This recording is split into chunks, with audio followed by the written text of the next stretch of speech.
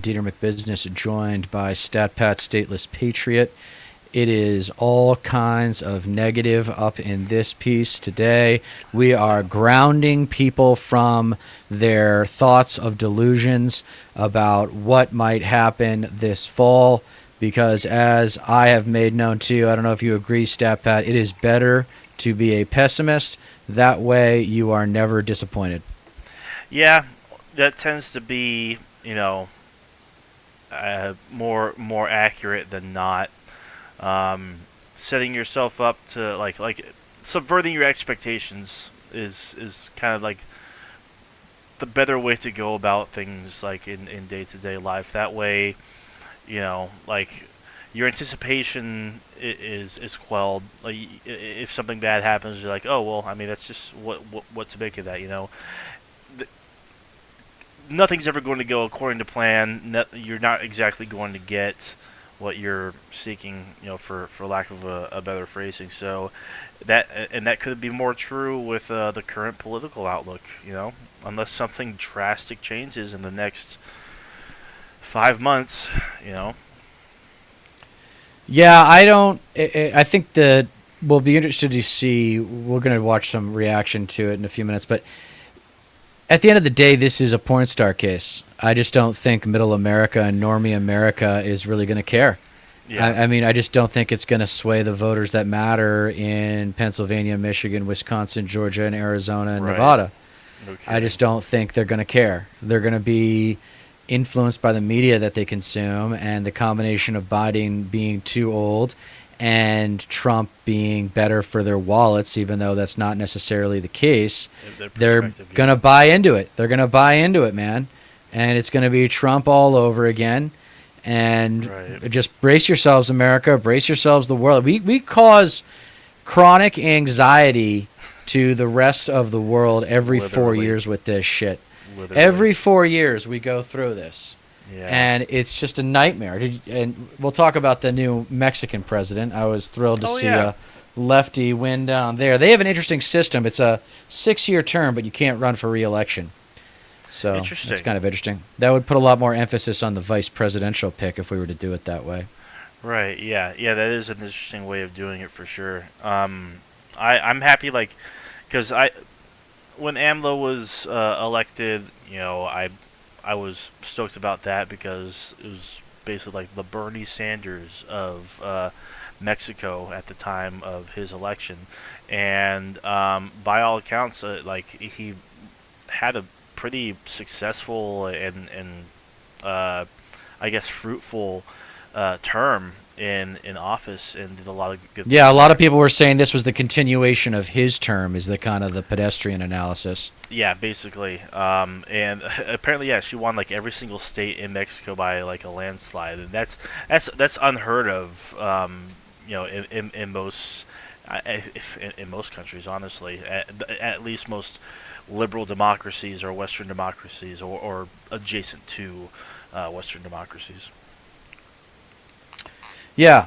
So Mexico's getting it right. Good for them. I'm thrilled. No Our kidding. neighbors are now both ahead of us Right. Why on can't organizing their governments. why can't we like elect a climate scientist to the highest office in the land, for crying out loud, and a woman at that? A Jewish woman too, Yeah, first ever Jewish descent that's right. for their president.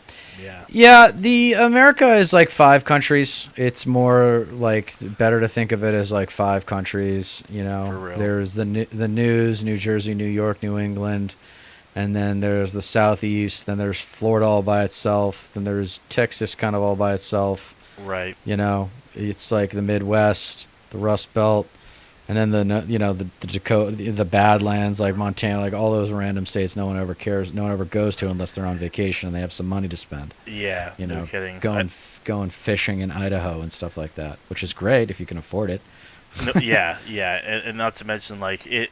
There are a lot of places that are like, sure, like tourist spots and whatnot, but like I'm just kind of like, for whatever reason, reminded of a graphic that I saw recently where you could like, for as many people live in, say, New York City, for example, like 8.4 million people, like that amount of people is basically like the size of like 3 Montanas, maybe more than that. Like that much. Well, like that space up in the northwest, like Idaho, Wyoming, and Montana, it's not densely populated at all. It's all sprawling land and whatnot, and it's like the same amount of people live there as like this tiny little space in New York City. You know, it's crazy to think about. That's why. Let me see if I can do this. Land does not map vote. Here.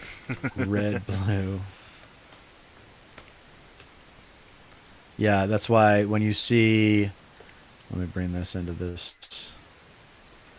I just want to open up the image. How do I just open up the image? Open image in new tab. Yeah, that's why you see a lot of people show you a version of this thing, of this map, and they say, "Oh, America's not left." God. It's like, no, all this does is show you where people live, man. Yeah, for That's real. all it shows you. Yeah, like those dark red counties down there in Texas. I've actually driven Louisiana. I've driven through those when I went on my Texas trip, and yeah, they are about as deep red as you would think they are, for sure. Look at Texas, man. Those freaking gun-toting. Yeah. But look at the border. See, all the Mexican immigrants are on the border and they're voting. Right.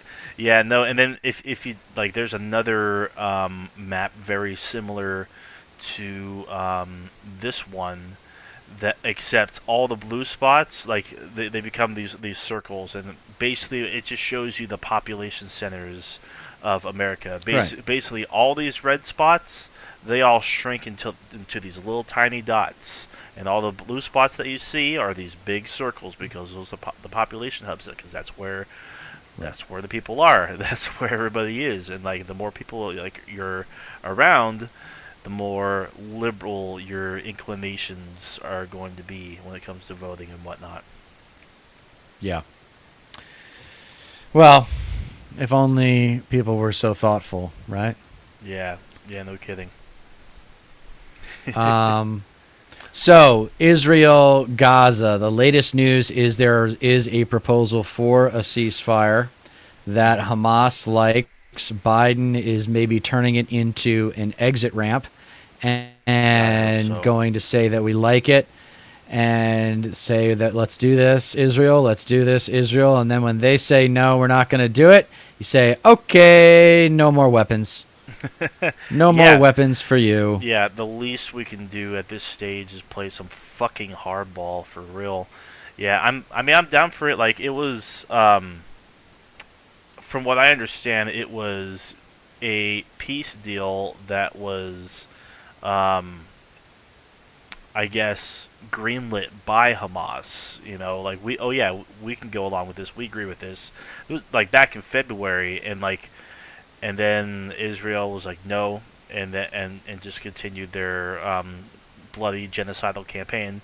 But now it's being adopted, like a very, like, if not the same plan, then like a nearly identical plan being adopted by Biden, being pushed by the U.S. By the White House, at least. I don't know, like the U.S. State Department, I assume, is pushing for it as well, because they've been more pushy on actually establishing a peace deal than the White House is. You know, like the top generals and whatnot are like, hey, this needs to change. Okay, what we got here? Some significant news out of the Middle East. A senior Israeli official tells NBC News that President Biden's description of the latest ceasefire proposal is, quote, not accurate. The official specifically disputed that Israel has agreed to fully withdraw its troops from Gaza, a clause, the second phase of the proposal. The comment comes as far-right members of the Israeli government have voiced their opposition to the deal. President Biden announced the framework on Friday, describing it as a durable end to the conflict. The three-phase plan begins with a 6-week truce and the return of women, children, and other vulnerable hostages in exchange for the release of hundreds of Palestinian prisoners. Good. Israeli troops would also withdraw from populated areas of Gaza. Good. The second phase would see a permanent end to war, it's as well as actually the a release of reasonable the deal. remaining hostages, The third phase outlines a 3 to 5 year period of reconstructing Gaza and the establishment Didn't take of a a lot longer than non-Hamas that. Palestinian government. This Hamas is at this point has good. This is responded it. positively to the proposal, though not This is it. officially accepting it. Now the U.S. is urging both sides to indeed accept This is terms, the off-ramp. while This is cautioning the that off-ramp. more negotiations will need to take place, especially when it comes 'Cause to moving to phase Israel's 2, not gonna the accept permanent this. ceasefire. No, and that's All the this thing. progress Like, would make Israel more secure with Israeli families. Not accurate. oops. Yeah, Go no. This is literally the ball is in Israel's court right now, and everybody is saying so. Like the State Department, it really is entirely up to Israel at this point, and it's like the pressure is on, honestly, because Netanyahu knows that he needs to keep dragging this out because he's going to be held accountable because of numerous things that he's being protested for by his own people. So this is a big deal for sure. So like, it really all comes down to how Israel reacts, because like you said, there could be. I mean, we could literally just cut off all offensive weapons, and Biden has the power to do that. So yeah, this should. Let's see what he says. Progress would make Israel more secure with Israeli I have families no 7 longer living viewers. in the Hello, shadow of a people. terrorist attack.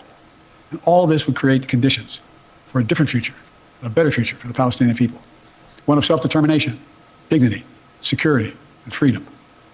This path is available once the deal is struck. For months, people all over the world have called for a ceasefire. Now it's time to raise your voices and demand that Hamas come to the table, agrees to this deal, and ends this war that they began. I mean, Of course, there'll be differences on the specific details that need to be worked out. That's natural. If Hamas comes to negotiate, ready to deal, then Israel negotiations must be given a mandate, the necessary flexibility to close that deal. Joining us All now. right. yeah. So I here mean, we go. They've been wanting to come to the table. Here it is. For This is the months now. package that they've been wanting. This is it. Like, this is finally, we've dragged our feet long enough. Yeah. Okay. The social media transparency is too thick to, I mean, there's, every other country in the world is screaming genocide. What are we going to do about it? This is it. Yeah, and we're if waiting Israel for it. says no to this, then we can move on. I actually don't know. I don't know if Israel's going to go for this or not. They might. They've killed enough people. They've made a point. Like, they've made their point. They can destroy Hamas and Palestine whenever they want. That's the only thing that they really care about doing, is making a point, right? Yeah. They. Well, what they care about is the land. That's what they really care about, is the that's land. entirely it. That's all it comes down to. It was never about Hamas. Otherwise, they wouldn't be in the West Bank causing like more chaos than they have since before October 7th. It really is about like seizing more land for themselves, seizing more territory. Like they're bombing Syria, they're bombing Lebanon. They were even bombing Iran, I believe. It's going because like it's just about the optics at this point. It's like Right. everybody's screaming, release the hostages, get the hostage, bring the hostages home. Here's the deal. Here's the proposal right here. We can not only ensure that, but we can also establish a permanent ceasefire and establish a peace in the region, which would include the regional powers that would basically act as like a peace force during the reconstruction phase and whatnot. And when we had that image up going over the actual plan, the actual deal in phase 3, it said, a non-Hamas Palestinian authority would need to be put in place, and I completely agree with that. And it would need to be left up to the Palestinian people to determine who that is and go from there. And this is going to be a multi-year long effort, but the only thing risking it from flipping on its head from going south is the actions of Israel, because they're too goddamn trigger happy, and they don't give a fucking rat's ass about Palestinian life to begin with. That's why we've literally lost count of how many Palestinians have died. Like the last accurate numbers we have are back in March, because everybody who's been like keeping track of how. Last time I saw many, it was like 35,000 or something like that. 35,000, 40,000, something like that. It's bound to be like thousands upon thousands more than that by now, without a doubt. But we have nobody in the region at all that's able to even keep track of that anymore. Like the entire infrastructure in Gaza is completely offline. Like there's no accuracy anymore, and even those numbers were lowball counts to begin with. It is absolutely decrepit. It is total hell. It still is. There's famine. The pier is failing that they set up. It's this whole thing. So like hopefully this is successful. Like there's finally somewhat of a push by the United States to go forward with it, and like everybody's saying, the ball is entirely in Israel's court. Let's see what our good friend Crystal Ball has to say about this. Okay. With regard to Joe Biden. So this was a crazy situation. We're going to have Omar on in just a minute to help us make sense of it. So last week, pretty soon after the whole Trump verdict came out, we get this notice that Biden is going to give a major address on the Middle East and on Israel-Palestine, which was weird because it's like, you probably want to let the Trump news, like this is good for you. You probably want to let that settle. But okay, let's see what you have to say. So he comes out and he announces what he describes as a ceasefire proposal that he makes a big show of saying came from the Israelis. Now, there were a few things that were weird about this. First of all, it sounded very much like actually a proposal that came from Hamas not that long ago that Hamas had agreed to and the Israelis rejected. In addition, in spite of the fact that he claims this came from the Israelis, he also spent a lot of time in the speech trying to persuade the Israelis that they should accept the deal that they purportedly had themselves developed, but then nevertheless goes... That's actually like, because everybody who's been paying attention knows that this proposal actually did originally come from Hamas. But Biden saying that it came from Israel puts even more pressure on them. Even he could be totally bullshitting. He could be saying, "Oh yeah, Israel's the one that." Well, it sounds like he botched it. That's what Jonathan Lemire was saying earlier. Really? Was that they recharacterized the sourcing. Either so way, he botched it. He was just being optimistic. Well, yeah. I mean, either way, that makes Biden look good, and it makes Israel look bad, because like Israel does not want this fucking deal. They don't want this proposal. So like even if it didn't come from them, it's like the pressure is still on for them to go forward with it. So it's really interesting political maneuvering on his part. Goes on to, put the onus on Hamas and say, this is on you and you're the ones who have to accept this deal. So there's a lot that was strange and confusing going on here. The timing of it was also interesting, coming on Friday with the Sabbath starting, knowing that there was going to be no ability for the Israeli government to react for a full day. So that was noteworthy as well. In any case, let's take a listen to a little bit of what Joe Biden had to say, and then we can tell you about the reaction and what the hell is going on here. Take a listen. After intensive diplomacy carried out by my team, my many conversations with leaders of Israel, Qatar, and Egypt, and other Middle Eastern countries, Israel has offered a comprehensive new proposal. It's a roadmap to an enduring ceasefire and the release of all hostages. ACES work relentlessly to support Israeli security, to get humanitarian supplies into Gaza, to get a ceasefire and a hostage deal to bring this war to an end. Yesterday, with this new initiative, we've taken an important step in that direction. I want to level with you today as to where we are and what might be possible. But I need your help. Everyone who wants peace now must raise their voices and let the leaders know We wanted peace 8 they should months ago, take this bud. deal, work to make it real, make it lasting, and forge a better future out of the tragic terror attack and war. It's time to begin this new stage.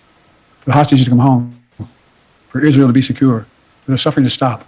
It's time for this war to end. Time for this war to end. All right, let's put the details of this proposal up on the screen. Some things are left, I think, intentionally vague, but this is the framework that the White House tweeted out, along with text that said Israel has now offered, again, putting this on Israel, a roadmap to an enduring ceasefire and the release of all the hostages. Yesterday, this proposal was transmitted to Qatar, to Hamas. Today, I want to lay on its terms of the world. So this is a three-phase deal. It's similar to what has been floated and bandied about for a while, but you've gotten phase one, a complete ceasefire, withdrawal of Israeli forces from populated areas in Gaza, release of some hostages and some remains of hostages. Palestinian civilians can return to their homes in Gaza. That has been a key demand from the Hamas side, and a surge in humanitarian aid. In phase two, which according to Biden, and this is actually critical, phase one would continue with the complete ceasefire until the phase 2 details could all be worked out. That was previously a major sticking point on the Israeli side. Okay, phase 2, permanent end to hostilities. Exchange for the release of remaining living hostages, Israeli forces withdraw from Gaza. And in phase 3, you have major reconstruction plan. This is quote unquote day after. Final remains of hostages are returned to their families. We have some reaction from all sides to this, again, proposal that supposedly came from the Israelis. Let's put this up on the screen from Bibi Netanyahu. He says, Israel's conditions for ending the war have not changed. The destruction of Hamas's military and governing capabilities, the freeing of all hostages, and ensuring that Gaza no longer poses a threat to Israel. Israel will continue to insist these conditions are met before a permanent ceasefire is put in place. Surprise. Yeah, it's right? like saying... Because we went into it. We didn't even know that they immediately rejected it as we were watching the news earlier. And here it is. Of course Israel rejects this. They don't want peace. They want war. Netanyahu wants war. This is the guy. Yeah. This is the guy right here. Let me point it to the right direction. That's the guy right over there. That's the guy. Yeah. Okay? That's your problem. All institutions come down to individuals at some level. Look at the leadership structure, follow the money. All those cliches are right. They all exist for a reason. This is the problem. Can you imagine if the United States said, "Oh no, we're not going to withdraw from Iraq, from Iraq or Afghanistan until all terrorism is defeated"? It's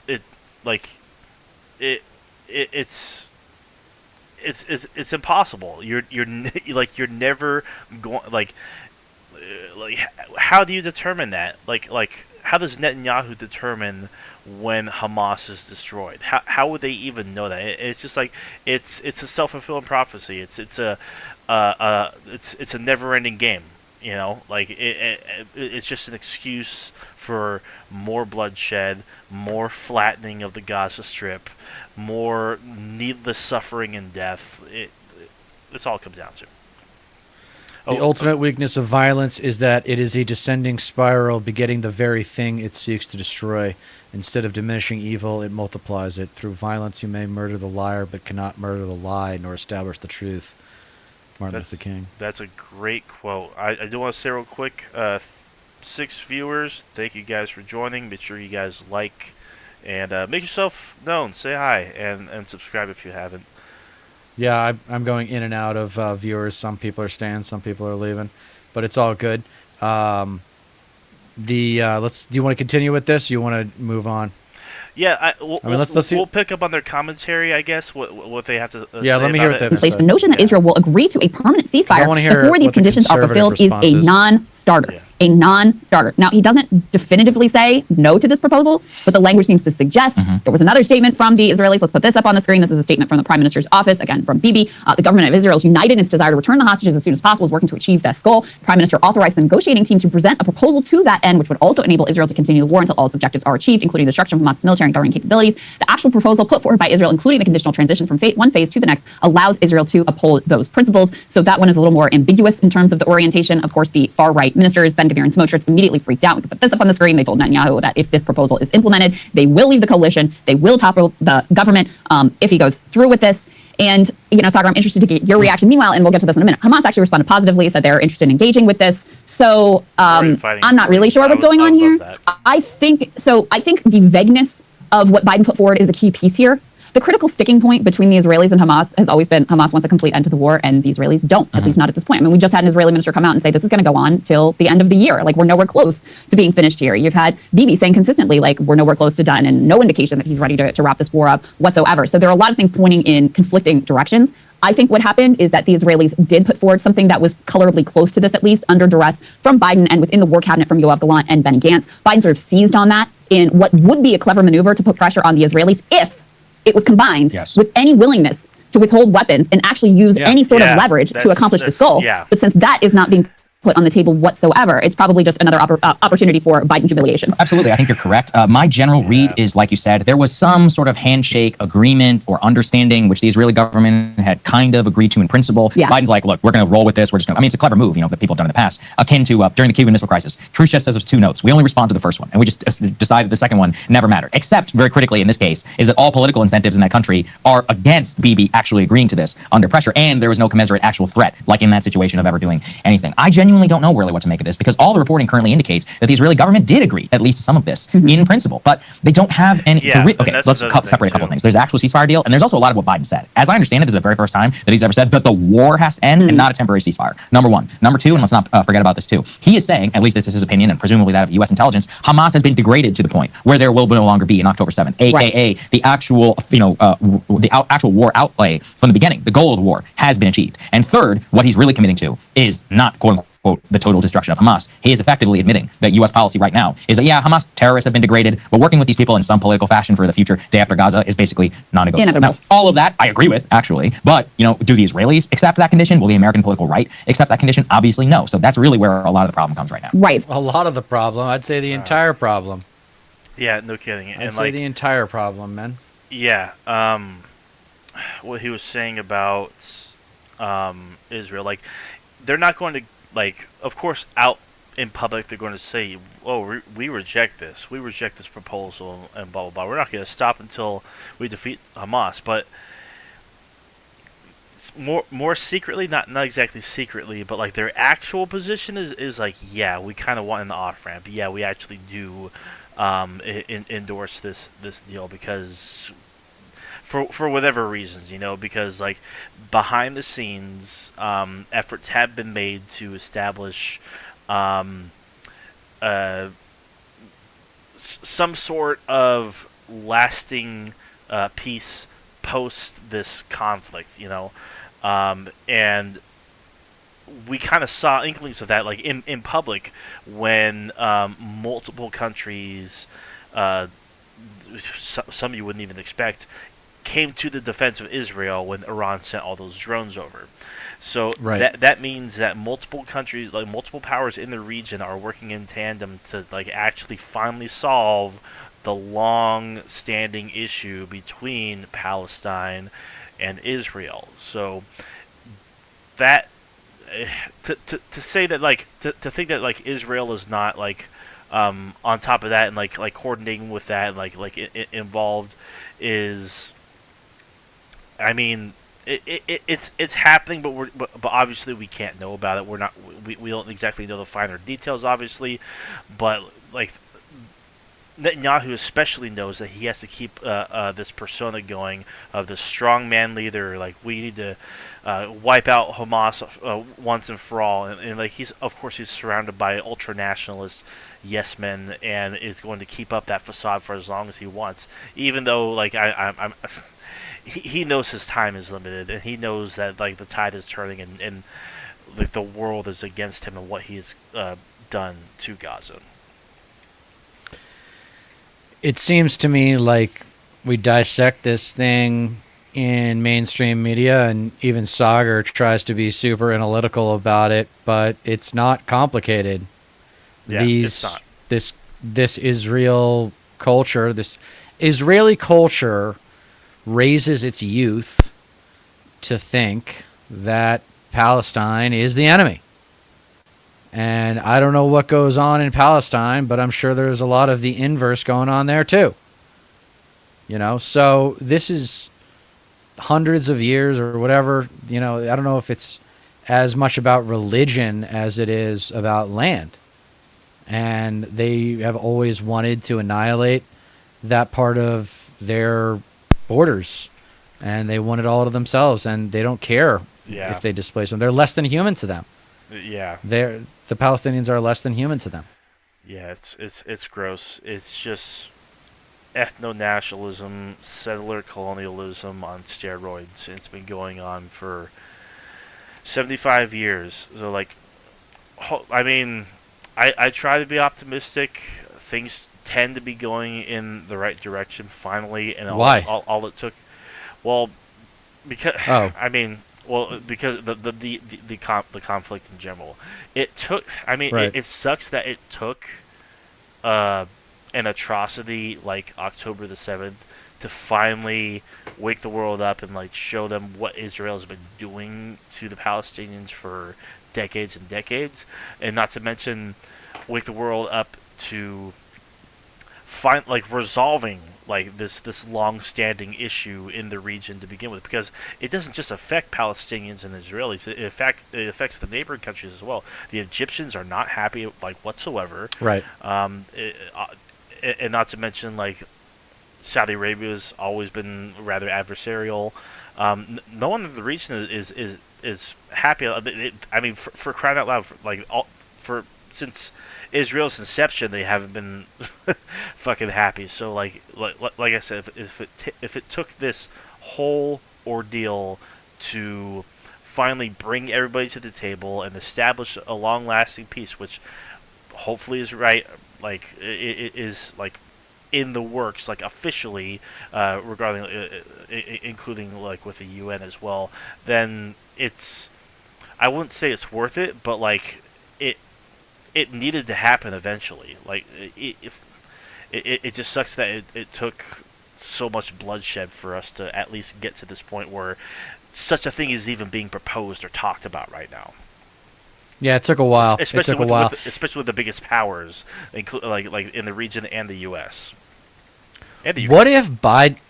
What if Biden is a genius and he's sharper than we give him credit for, and he did a little old man razzle dazzle kind of thing here, and he's like, "What? I thought Israel wanted a ceasefire. Wait, they don't? Oh, well, they should." Yeah. You know, I mean, maybe he does a little old man dippity-doo-dah. It's possible. I mean... it's a hell of a negotiation play. Actually turn the saying. vulnerability into a weapon. It's a little bit of a... Right. You know, that's 1-2 there. That's also something I've considered as well. Using it to his advantage wittingly or unwittingly, you know. It's either way, like, I don't know if we'll ever know. But if it works, like, I'm all for it. Yeah, exactly. Well, who knows? I don't think he's displayed acuity in other spots that demonstrate his ability to pull off something like that. Yeah, that would be a pretty sophisticated move at his... Yeah, he's always been very stingent, stubborn, hard-headed, for lack of a better phrasing. And that goes for like his whole career too, and like he he has made no secret about that. No. But yeah, I mean, it really does come down to the leverage point of the weapons. I don't see any other way to motivate them. Yeah, I mean, it just seems like weapons is the answer. Really though, is there any other point of leverage? I mean, we're not giving them any money. We're giving them there's economic ties. Like there's businesses that do businesses in Israel. If you really want to fuck shit up, then go after the private sector. But that's kind of crossing a line that you don't really want to. Yeah, cross. It gets a little hairy there. Yeah, and like I agree. Like what we're talking about now, and Crystal and Sagar brought it up as well. Like you got to tie leverage to it, and that includes, but isn't limited to, offensive weapons and the fact that we give offensive weapons to Israel. So. Right. I mean, that might still be a leverage point in the near future if the response to the proposal is negative from Israel, because they could be like, there's no goddamn way we're going through with this. Then the U.S. could be like, okay, well, I mean, we provide you all these weapons, so you want to reconsider that? Because this is getting ridiculous, We'll see. Yeah, I mean, if you're going to play the part of like the godfather of Western democracy, which is what, in terms of our foreign policy, I believe the U.S. sees it itself as. Yeah. So let's act like it. Let's use the leverage. Be like, oh, okay, you want to get along here? You want to have stability? Yeah, you got jokes. You got jokes here with Palestine, Israel. Right. I mean, you could threaten to pass legislation. The problem is he doesn't have Congress. But I was thinking the big threat you could make is be like, you get out of Palestine, or no, I would actually just say, I wouldn't even say get out of Palestine. I would say get rid of Netanyahu, or I'm halting weapon sales from the United States and all of our defense contractors to the nation of Israel and its subsidiaries, if there are any. I don't know if there are any. Right. For the next 100 years. Yeah. You've only been alive for 50. Right. So for every year that you've been alive, I'm going to, tell you that you're going to take 2 in Right. the face for this one. Right, yeah. Like, I don't think, because our ties go back so long So and far, they've yeah. always been so strong, I don't think we would cut off something like Iron Dome funding. But when it comes Right. to the actual like offensive weapons that they can use for Right. military operations, yeah, that could and should definitely be on the table.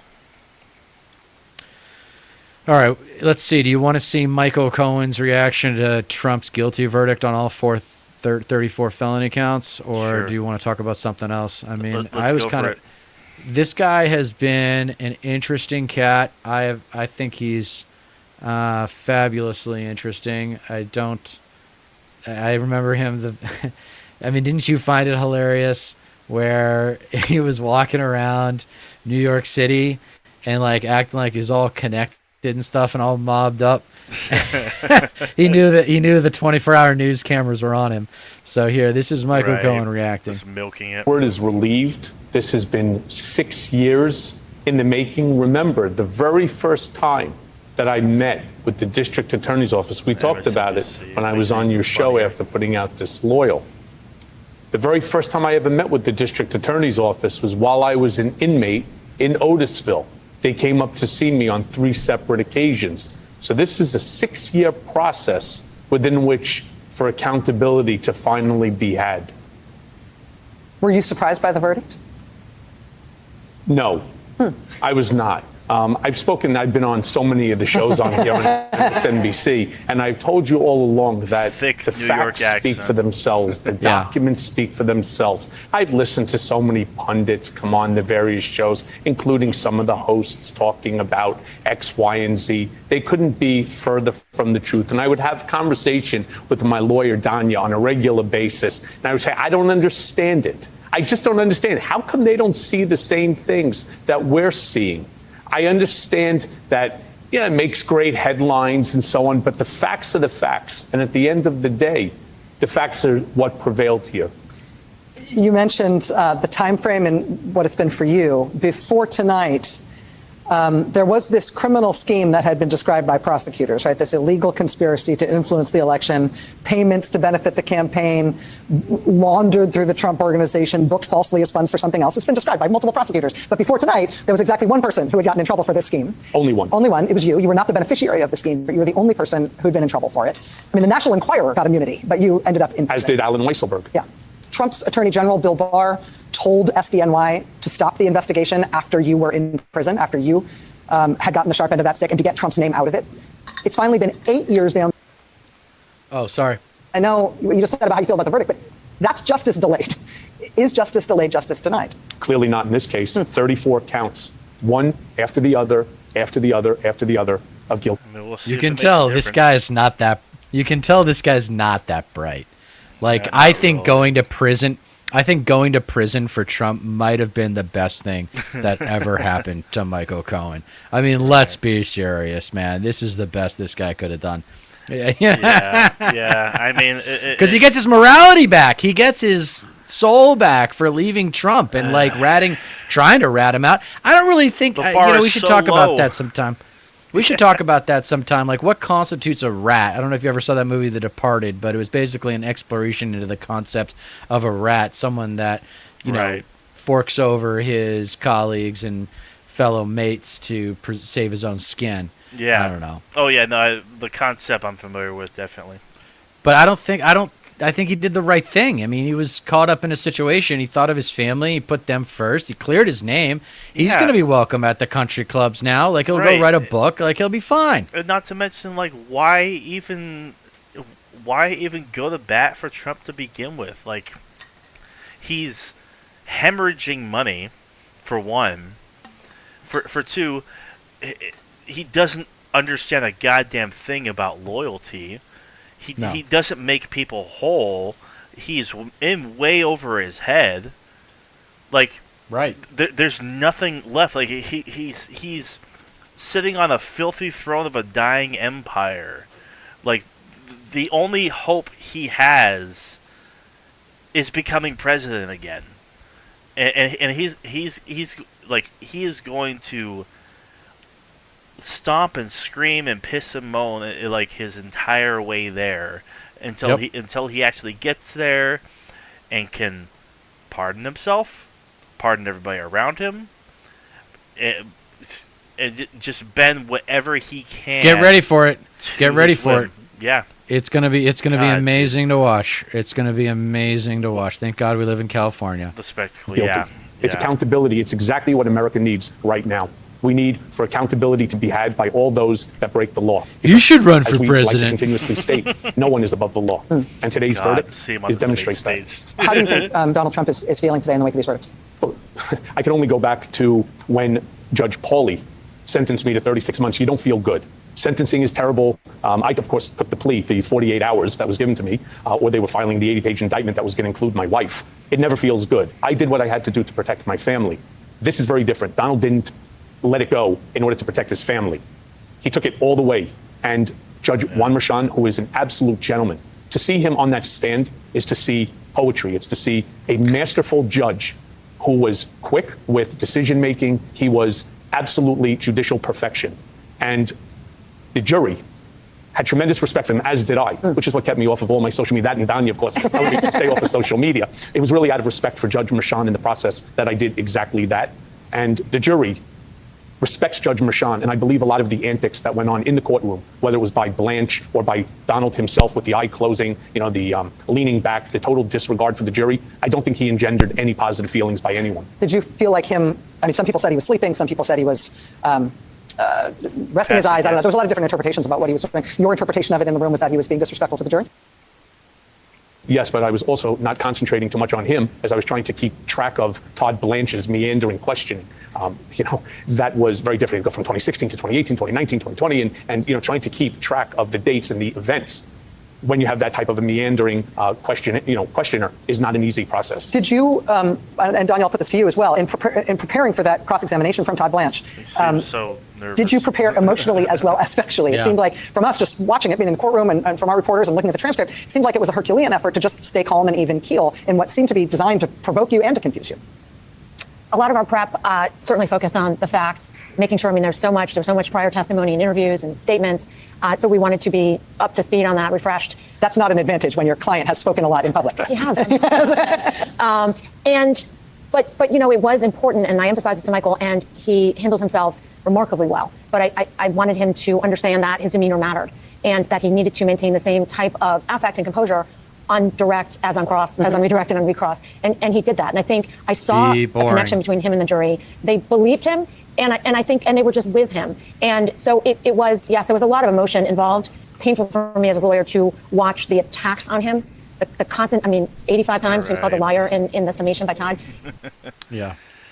Yeah, that's enough of that. Enough of that. He was an interesting character, though, in this saga. And I always I don't know if he reminded me of someone that I can't put my finger on that I liked. That I'm sure he was like a hardworking guy and, just one of those guys, like what they call them, like Amora eels that attach to the sharks. Yeah, the more eels. Yeah. I completely agree. That's better than the way I would have put it. He's just like a somewhat opportunistic guy who wanted to attach himself to power somehow, some way, and just wealth. He just wanted to get paid. He just wanted to get paid well. And a lot of times, if you get into the money trade, as they say, you will find that most of what you do is catering to the wealthy within whatever market, sector, vertical you are operating in, because it's exponential. Having one big customer can be like having 10 small to medium-sized customers in some businesses. Yeah. So, our business, you've got 1 million content creators and 6 or 3 primary mainstream media outlets, and then another 2 whack job right-wingers with One America News Network and what's the other one? Newsmax? Newsmax. Yeah. Newsmax. Just reeks of credibility when they put Max next to news. Are you kidding me? News to the max. God. So are we drinking Red Bull now? What the hell? Yeah, how cringe. Yeah. Newsmax? No, it's crazy. It's like treating news like it's a reality show. Just watch local news if you actually want the news, rather than like reality television for like the short attention span, idiots. Yeah, the wife starts her day with local morning news, and sometimes I find myself just kind of sitting down with my coffee and listening to it and being like, maybe I should watch this instead of Morning Joe. But the thing that I get from Morning Joe is the mainstream liberal opinion driven by the baby boomer liberals. Yeah. And I think understanding them is crucial. I was reviewing some of our videos from our episode with the Progressive American, and it seems to me like the baby boomer liberals might be on board with big change if it's presented to them correctly. Yeah. And I think I'd that, agree with that. if you had and that's going to depend on who's doing the presentation, as we've talked about, or at least alluded to. There are certain limitations on what a public person can and cannot get away with saying. Right. For example, Trump would not be able to get away with half the shit that he says and does if he were not a straight, wealthy white man. Yeah. It's just true. Yeah, no kidding. So the left doesn't really have people like that, at least the progressive left doesn't. The neoliberal left has people like Pelosi and her nephew Gavin, who keeps talking about going on offense. And it's like, what does that actually look like, Gavin? What does offense actually sound like? And why should we listen to a product of the political bloodline Yeah. from all places, Northern California? Because when I think of political winners, I think of privileged people from Northern California. There's some tough people up there, no doubt, but they are not privileged. Yeah, not exactly. Yeah, and just everybody, when it comes to the whole Trump being convicted and everything, it's like, yeah, that's reason to celebrate. It's a convicted felon, but the fact remains, he's still running for president, and that's a problem. The fact that we have convicted felons that aren't even eligible to vote, let alone are can even get jobs, like certain jobs. Yet you can run for president, and something is disturbingly wrong. Well, maybe it's because we haven't been able to update the founding documents for about a century now. I mean, when was the last time we passed an amendment? It's been like 100 years. I'm sure the Congress and Senate will get to ratifying that right away, and we'll have no issue doing that. Yeah. 92 was the 27th Amendment. Huh. Yeah, I think wasn't that the last time an amendment was actually passed? Rate of compensation. Anyway, we should check it out. It's embarrassing that we don't know that. Take effect. I mean, there's definitely a lot of obscure amendments for sure that don't really come. Yeah, I'm not gonna. Yeah, I'm surprised. I was blown away though. 92. What the fuck? Right. Right. No kidding. Okay, so that's all I got for today, man. I don't know, what else do you want to chat about?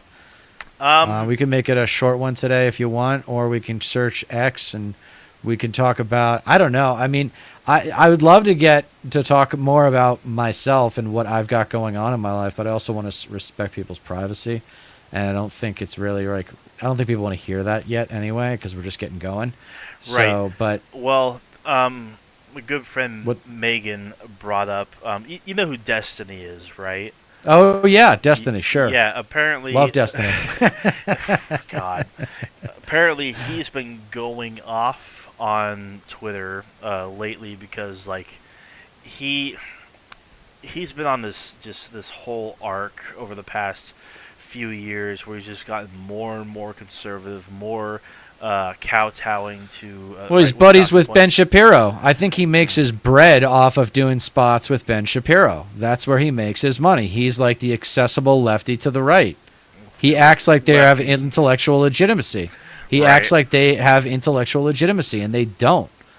Yeah, God. and that's and like, how can he like pose himself like as a liberal and claim that there's intellectual legitimacy to conservatism in general?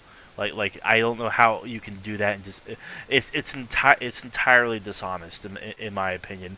And I guess he's just been going the fuck off on Twitter like lately because he's also super pro-Israel for whatever fucking reason. And it's just been making an absolute fool of himself. Like, well, I mean, it's like, I don't want to lend credence to him or like legitimacy to him, but the fact that like people still like to this day take him seriously is something to behold. Legacy. Yeah, no, He's a legacy YouTuber, man. There aren't that many of them. Yeah, he is, and that's how he gets away with it. That's really all it comes down to, and like, Destiny, the omni-liberal. I'm not even Yeah. following him. Yeah, me neither. But like, it's gross because like this is someone who was like once renowned as like just like the ultimate debater, you know, when it comes to like the left and people good at debating and whatnot, and he's just like totally selling out the left. He doesn't actually. I mean, for one, he was never really even actually a leftist. He's just more of a liberal. He doesn't actually believe in leftist causes. It doesn't believe in the cause of socialism or whatnot.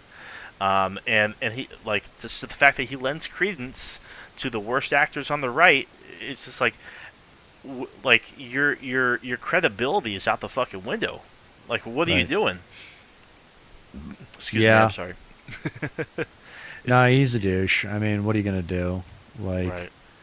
He's looks like a douche. I'm sorry, dude. Like the hair, the appearance matters, and when he looks like the way he does, I don't know. Yeah. I like that debate that we watched. Caring. I mean, he just like you know. Oh yeah, when he was taking down Milo Yiannopoulos. Yeah. Right. Yeah, we watched that debate a while back. Yeah. Someone like sometimes like if it's in his wheelhouse, like he nails it, but you know. Yeah, I mean, other than that, there's like the conservative apparatus, just overall meltdown regarding Trump being convicted and whatnot. And who's like a conservative that you like to watch that might Ben Shapiro? How about Ben Shapiro? Either him or Matt Walsh or Trump. No, I can't stand Walsh. I mean, God, he's even worse than Shapiro. I like Shapiro because, I mean, they're both awful, but. If Ben Shapiro didn't ever have a political take in his entire life, I would find him actually amusing. But like every single political take of his is just like whose Ben Shapiro. It's just less than horse shit. But all right, let's see. But yeah, there's so many to choose from, honestly. Democracy came under extraordinary threat when a New York jury, 12 New Yorkers, decided to convict Donald Trump. He's been found guilty by the jury on 34 separate felony counts. If he is sentenced to jail time, that jail time could be up to 4 years if all the sentences run concurrently. It's a travesty of justice. This case was a joke from the very beginning. Manhattan District Attorney Alvin Bragg, who set this entire thing up to become more famous and more powerful. Judge Juan Merchan, who basically gave every... It's just a damn shame that in America you can't falsify bank statements and financial statements anymore. Like, we used to be a good country where you used to get away with lying about your finances and business records and whatnot. It's all this country's going down the shitter, ain't it? I think this also has something to do with the Telecommunications Act of 1966 or 1996, which basically created the opportunity, ironically enough, because it happened under Clinton, for Fox News to come into existence and basically make news entertainment and just tell the audience what they want to hear, and be very creative with the truth, shall we say. Not outright lie, but this is like he's able to get away with this because it's his opinion, and now the laws of freedom of speech for a citizen should not be the same as someone who calls themselves a journalist or a news reporter, or doesn't have to qualify it as "this is my opinion." This is like there used to be people like almost like the police officers of news that were just straight up reporters, like Tom Brokaw and Dan Rather and Walter Cronkite, and now we have people who act like that, but no one watches them. No one watches them. Yep. Everyone watches fucking Ben Shapiro. This guy, I would get in this guy's face so quickly. I would bully him up the wazoo. He's easy to. Dude, I hate him. It's but that's easy why, to bully. yeah. And so, like, it'd be so since easy. then, since like the Telecoms Communication Act or whatever the actual name of it is, just since then, like, accountability for news, media, journalism, whatnot has been like abysmal. Yeah, that checks out. Well, there was the private sector stepping up for itself with the Dominion voting machines. Yeah, So- because like if you go too far with it, and Right. to the point, If you fuck with a national election. yeah, like to the point where like it brings about You know like who a lawsuit also- like that, like you are going to fuck yourself. So you know who also actually? Let's hold off on Ben. So you know who also kind of created this situation inadvertently with inaction was George W. Bush after 2000, because after what happened with that election, he should have been like, okay, we're having a special little project where the entire country, including like kids in first grade, can watch a video and see how the elections work in their state and how votes get counted and what a mail-in ballot looks like. He's a Republican, so of course he didn't do this. Right. But there's a thing called urgency, and also, I don't want to say making use of a crisis, not striking while the iron is hot, but other words for dealing with a problem that's so big and enormous and that you were unaware of that you must deal with it immediately. And while you have the people who matters attention. That is what you need, is their attention to do something about it. And he could have completely reorganized and added tremendous historical level of transparency to our elections, where when Trump tried to do something like this, it wouldn't have worked as well as it did. Because let's be serious, it came pretty close to causing some chaos. I don't know, I won't say it came close to working, but what if Pence had gotten hung? What if Pence had, like, not actually verified the vote? I mean, you know, what happens? Yeah. Who knows? I mean, even without something drastic like that happening, the fact that like there was mass denialism, like, Right. rampant, has has forever tarnished like the idea that any election is legitimate, especially if you don't win. Like that's the case now for like this the new Mexican president. Like even that was like there were hints of doubt that were cast upon it, because and like that kind of like knee-jerk reactionary denialism wouldn't really like be prominent, or even like to the extent that it is now, at least, without Trump's immediate like just denialism of the results, like just complete rejection that he lost. And the same thing happened with when Lula beat Bolsonaro in Brazil. Like the right wingers down there were immediately like, no, this is rigged. Oh, weird. This is they. It's always the right wingers. Yeah, they completely rejected the results as well. But of course there's like not enough wiggle room to where like they can even really do anything about it, because it was kind of a blowout. So like that's kind of like it's at that point now for like future elections to where it would need to be a blowout by the more left wing candidate, for there not to be as big of an outcry of, oh, the election was rigged and whatnot. Like that, all this wouldn't be like even talked about, like in general for any election, like electoral skepticism to begin with, if Trump didn't get that talking point out there and exacerbate it for months and months, years at this point. I mean, for crying out loud, the institution of U.S. elections is shaky to begin with. It's not like a direct democracy or anything. Like, the Electoral College is unpopular.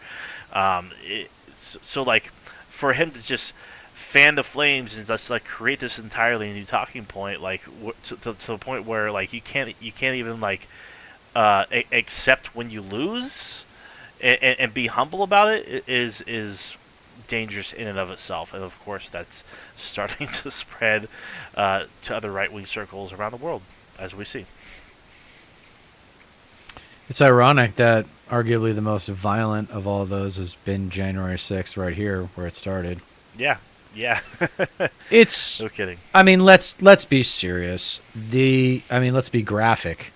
I don't know what the right word is, but I do know the right word for the figurative way of describing what's going on, and it really is right-wing America is attempting and has been attempting for a very long time to socioeconomically rape the United States of America.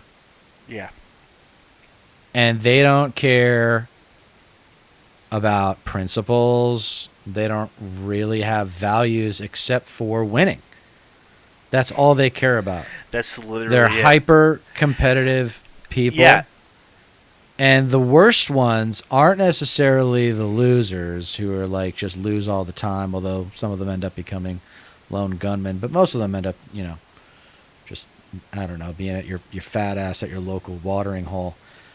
But the ones that like used to win, the ones that were like bullies in high school, and they grow up and what do? A lot of them, they become cops, Yeah. Like those are kind of the Republicans that I worry about, is the ones with power. Yeah, whoever's watching, don't just take our word for it.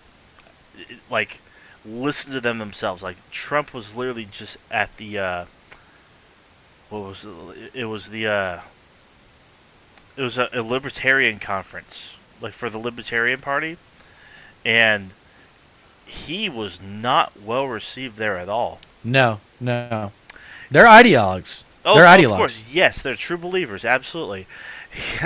But he, not only was he like not well received there, but he like, it just goes to show like all these fascists care about is winning.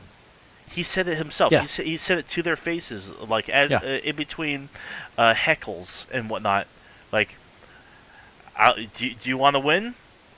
I can win. Yeah. Like you want to stay stuck at 3% like every election? Like I represent people who win. If you want to win, you should join me. Join me and vote for me and blah blah blah blah blah. And like that really is all it comes down to. They only care about power. They only care about winning. Like respect to the libertarians. Like, of course, like I have my disagreements with them, but at least they're principled and like they actually like are rooted in their beliefs. Like I'm even friends with a couple libertarians, and like I don't fault them whatsoever for at least you see through the bullshit that the Republicans try to feed you every election cycle. Like, yeah, but libertarians are obsessed with deregulation to of course. an absurd extent. It really it's absurd. Yeah. It really talk is. about childish. Like they get off the hook. They get off the hook for their childish intellectualism because it's slightly more reasonable. Well, it's a lot more reasonable. Let's be serious, because there's not the cultural aspect of it. It's just basic. Right. It's obsessed with freedom. It's obsessed Yeah. with freedom. Yeah, to and absurd to a degrees. detrimental extent. To a detrimental extent. Exactly. Because you need a big government, not just to protect yourself, but to make things fair and to handle things like healthcare, as we Yeah. have seen. You Healthcare is the easiest paradigm to. It really is like, it's either healthcare, like the problem of the wealth gap and income inequality is multivariable. Yeah. And so is healthcare right now, but you can completely change the equation of healthcare. Yeah. Whereas you can't necessarily with income inequality and wealth distribution and stuff like that. That takes a little bit more creativity. We'll talk about that more in detail someday, where we talk about debt. But for now, I think healthcare is something everybody comes in contact with, everybody understands, and everybody also understands fundamentally there's something wrong with the for-profit motive being involved in anything other than research. Research, the for-profit motive, to me makes sense. But everything else, it should be like, what does the doctor say that you should get? Yeah. Because the doctors, the pharmacologist, those kinds of Right, the yeah. professionals. The professionals. Like when Yeah. you sued, you get a lawyer. So when you're sick, you see a doctor. Yeah. Don't charge me like $65 of a copay just to figure out what is wrong with me, just for showing up, so I can see what's wrong with me. Like, yeah, completely agree. Like libertarians, I love seeing Sam Cedar dismantle like one right after another, like throughout the years. It's fantastic. Like, it's so much it's fun. The best. Like So much fun. even Vosh has fun with it as well. But you have to have a modicum of regulation. You have to have some sort of centralized system that oversees regulation and makes sure industries aren't fucking cutting corners or being. It's like that classic. That classic Dave Rubin appearance on Joe Rogan as well. It's like that's what libertarian thinking gets you. You start thinking like you start just spouting off bullshit. Period. Like So in very much the same way that evangelical Christians think that in the Bible they have a panacea that gives them all of the answers to life's tough questions and society's tough tests. Yeah. Okay? We all know that's not true. And a lot of them would argue that that's not what they think, but I know better. Yeah. In very much the same way as that is the case for evangelical Christians, libertarians think of freedom as the same as the panacea. Yeah. That gets them. And it's almost this, I call it an escape hatch, an intellectual escape hatch, where you just kind of, there's libertarianism. I'm just like, it's just freedom. Everybody gets to do what they want. Yeah. It's like 1 degree shy of anarchy. I mean, No, for real. Yeah. but I tell you what, there are most libertarians that I know, they're not ideologues. They're just like have that so that they get politically off the hook for talking about tough subjects. Yeah. It's like, I'm a libertarian, which means I automatically accept who you are as a person. So all of that culture war, political correct, woke now it's called, bullshit, I don't have to engage in that. Mm-hmm. Because because I'm a above libertarian. that. Yeah, Right. like live and let live. I'm above that. Now let me tell you about why I should be able to use child labor for my private rant that's like completely off grid and blah blah blah blah.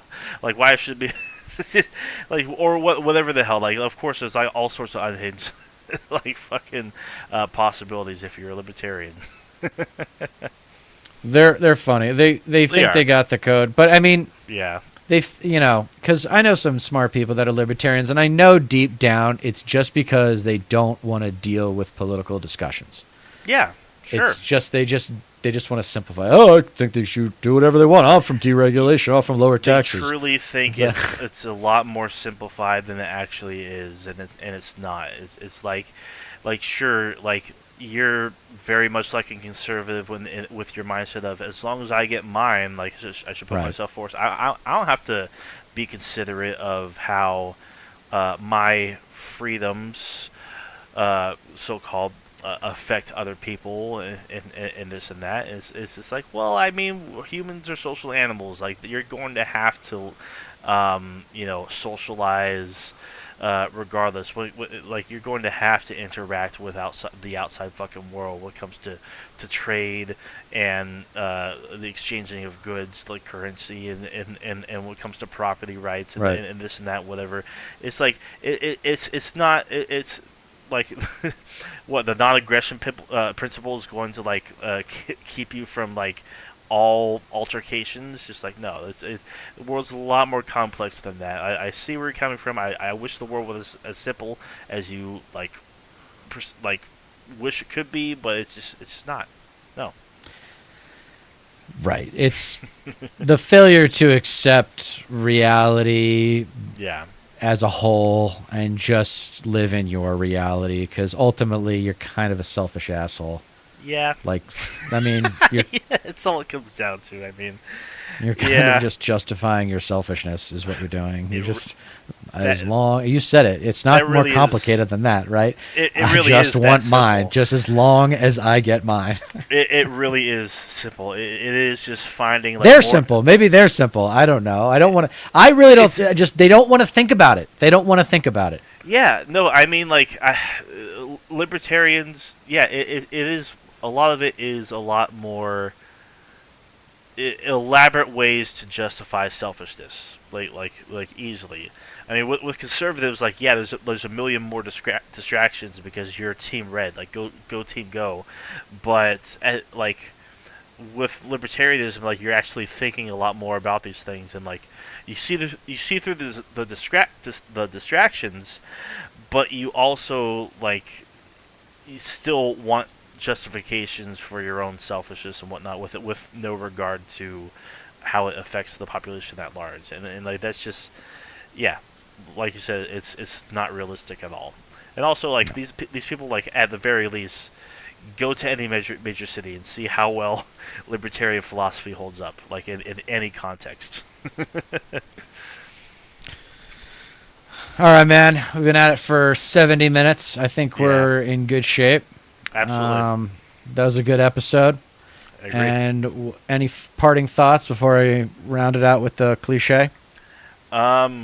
Nothing that really comes to mind. I'm good to go for Wednesday, so we'll probably stream around the same time. Yep, we'll be here again on Wednesday around 6:30 Pacific. And thank you for watching. Please don't forget to like, share, and subscribe. And we are reminding you from Cali, you don't get change in America by asking nicely. That's right. You guys have a good So night. stop asking nicely. Guys have a good one. Thanks for joining in.